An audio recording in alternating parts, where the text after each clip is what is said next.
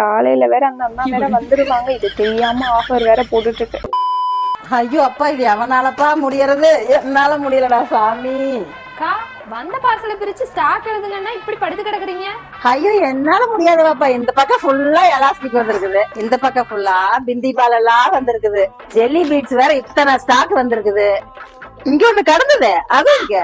ஐயோ இங்க வேற கேரளா பெண்டன் டிசைன் வேற நிறைய வந்திருக்குது. இத்தனை அன்னத்தை ஆர்டர் போட்டுட்டு நம்ம ஓனர் அம்மா வேற ஊருக்கு போயிட்டாங்க. எனக்கு வேற கை வேற பறங்குது பாப்பா. ஏதாச்சும் ஆர்டர் போட்டு விட்டுறலாமா? ஆமாக்கா, போன தடவை ஃப்ரீ ஷிப்பிங் ஆஃபர் போட்டு நீங்க தான் ஓனர் கிட்ட மாட்டவே இல்லையே. இந்த தடவையும் அதுவே போட்டு விட்டுறலாம்ல? ஆமா பாப்பா, அதுவும் கரெக்ட் தானே. போன தடவை ஆஃபர் போட்டப்ப கண்டே பிடிக்கல. மக்களே, போன தடவை ஃப்ரீ ஷிப்பிங் பட்டனை எங்க ஓனர் தெரியாம ஆன் பண்ணி விட்டனால இன்னைக்கும் அதே மாதிரி ஆன் பண்ணி விட்டுறேன். நல்லா கேட்டுக்கோங்க, நம்ம வெப்சைட்லயும் வாட்ஸ்அப்லயும் 499 ரூபாய்க்கு மேல ஆர்டர் போடுறவங்களுக்கு ஃப்ரீ ஷிப்பிங் பட்டனை ஆன் பண்ணி விட்டுட்டேன். போன தடவை எங்க ஓனருக்கு தெரியாத மாதிரி ஆர்டர் பண்ணீங்கல்ல, அதே மாதிரி இந்த தடவையும் ஆர்டர் போட்டுக்கோங்க, சரிங்களா? அப்பாடா, இப்பதான் நிம்மதியா இருக்குது. சிறுத்தை சிக்கும், சிறுவண்டு சிக்குமா? ஆஃபர் எதுவும் போடாதன்னு சொன்னா கேட்கவா போகுது இந்த நீலாம்பரி? இதுல என்ன வேற கூட்டு சேர்த்துக்கிறது? நம்ம அண்ணா கேட்டாங்கன்னா எனக்கும் இதுக்கும் சம்மந்தம் இல்லைன்னு சொல்லிருந்தேன்ப்பா. இன்னும் வரும் எந்தன் கதை